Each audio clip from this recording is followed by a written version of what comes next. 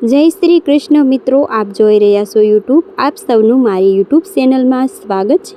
મિત્રો, આજે આ વિડીયોમાં આપણે સાંભળવાના છે અમાવસ્યાની વ્રત કથા મહિમા પૂંજન વિધિ.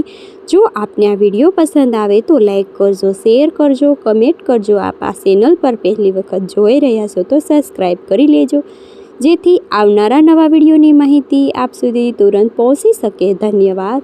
મિત્રો, અમાવસ્યા પૌરાણિક કથા પણ કહેવામાં આવી છે કે જેમાં આ અમાવસ્યાનું મહાત્મ્ય વર્ણન કરવામાં આવ્યું છે કે કથા અનુસાર ધર્મવર્ણ નામના એક બ્રાહ્મણ હતા. તેમને એકવાર આ કોઈ મહાત્મય મુખેથી સાંભળ્યું હતું કે કળયુગમાં ભગવાન વિષ્ણુનું નામ સ્મરણ કરવાથી વધુ પુણ્ય પ્રાપ્ત થાય છે, કે આવું કોઈ શુભ કાર્ય નથી. ભગવાન વિષ્ણુના નામ સિવાય કોઈ નામ સ્મરણ કરવાની આવશ્યકતા નથી. ત્યારબાદ ધર્મવર્ણન સંસાર જીવન એટલે કે સાંસારિક જીવનને છોડીને તેઓ સંન્યાસી ગ્રહણ કરે અને પૃથ્વી લોક ઉપર ભ્રમણ કરવા લાગ્યા. એક દિવસ ફરતા ફરતા તેઓ પિતૃલોકમાં પહોંચ્યા. ત્યાં તેમને પિતૃદેવતાને ખૂબ જ કષ્ટમાં જોયા.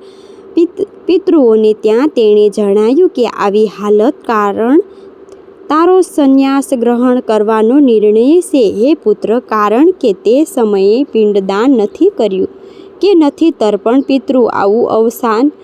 આવું અવસાન સાંભળીને તેઓ પાછા આ ધરતીલોક ઉપર આવ્યા અને ગૃહસ્પતિ જીવન શરૂ કર્યું, સંતાન ઉત્પન્ન કર્યું અને ત્યારબાદ આ ચૈત્ર માસની અમાવસ્યાના દિવસે વિવિધતાથી પિંડદાન કરવા લાગ્યા. ત્યારબાદ તેઓને રાહત પ્રાપ્ત થઈ. ધર્મવર્ણન તે વચન પ્રાણીએ નિર્ભવ્યું જે પિતૃઓને તેમને વચન આપ્યું હતું તેમાં આ નિર્ભયથી પિતૃ પ્રસન્ન થયા અને પિતૃને મુક્તિ પ્રાપ્ત થઈ અને તેઓ પણ સુખી થયા. આમ આ ચૈત્ર માસની અમાવસ્યાને પિતૃ તર્પણ શ્રાદ્ધ કરવાનું ઘણું મહાત્મ્ય છે.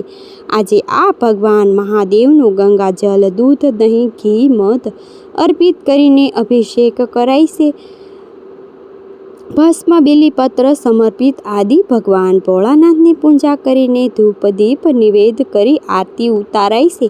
આમ કરવાથી પણ રાહુ સંબંધિત દોષ દૂર થાય છે, શાંતિ પ્રાપ્ત થાય છે. ભગવાન મહાદેવને પ્રાર્થના કરાવાય છે કે જો મિત્રો, મને આશા છે કે આપને આ વિડીયો પસંદ આવ્યો છે. બોલો પિતૃ નારાયણ દેવની જય. મિત્રો, મને સાંભળવા માટે ધન્યવાદ.